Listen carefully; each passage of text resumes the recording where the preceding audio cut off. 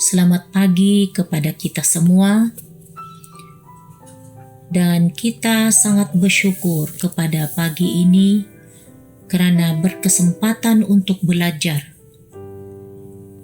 Hari ini ialah 22 hari bulan Oktober, dan pelajaran kita bertajuk Berkati Keluargamu. 1 Tawarik 16 ayat 43 mengatakan, kemudian seluruh bangsa itu pulang ke rumah masing-masing. Daud pun pulang untuk memberkati keluarganya.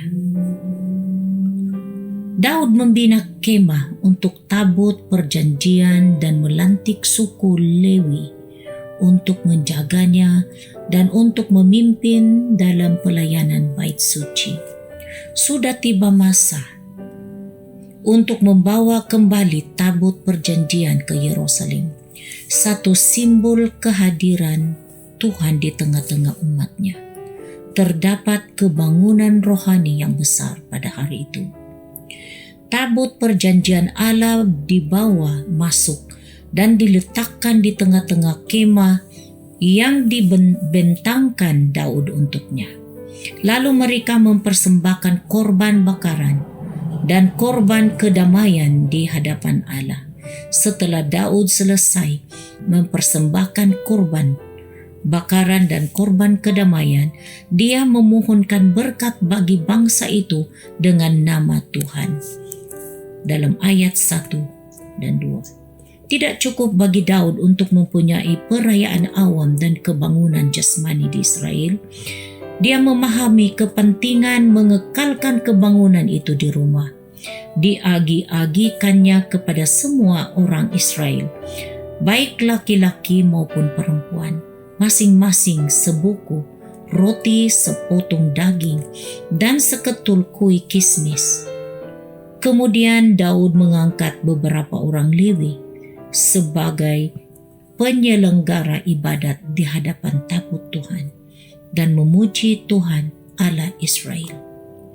Ayat 4.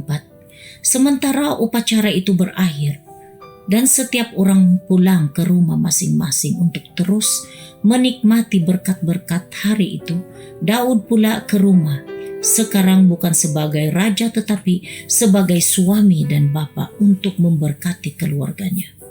Betapa pentingnya bagi setiap kita sebagai kepala rumah tangga untuk tidak sekadar menikmati berkat-berkat yang datang kepada kita. Ketika kita mengambil bahagian dalam pelayanan gereja dari minggu ke minggu, kita tidak boleh hanya menjaga tanggung jawab yang ditugaskan kepada kita untuk menyelenggara dan menjaga gereja dan kemudian pulang ke rumah serta bertindak seolah-olah kita tidak mengenal Dia, Tuhan atas gereja itu. Kita harus mengamalkan teladan Daud dengan lebih sering sementara kita melayani orang-orang dalam gereja.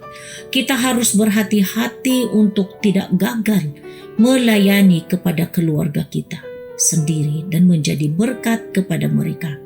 Amalan iman kita tidak boleh terbatas dalam gereja saja, tetapi harus diluaskan dalam rumah kita juga. Lihatlah apa yang boleh kamu lakukan untuk memberkati keluargamu dalam perkataan dan dalam perbuatan hari ini. Mari kita berdoa. Bapa, semoga kata-kata dan perbuatan kami menjadi berkat kepada keluarga kami. Dan semoga kami semua mengalami kebangunan iman dan juga kebangunan hubungan kami setiap hari. Semoga kehidupan keluarga kami menjadi pantulan akan hubungan kami denganmu. Amin.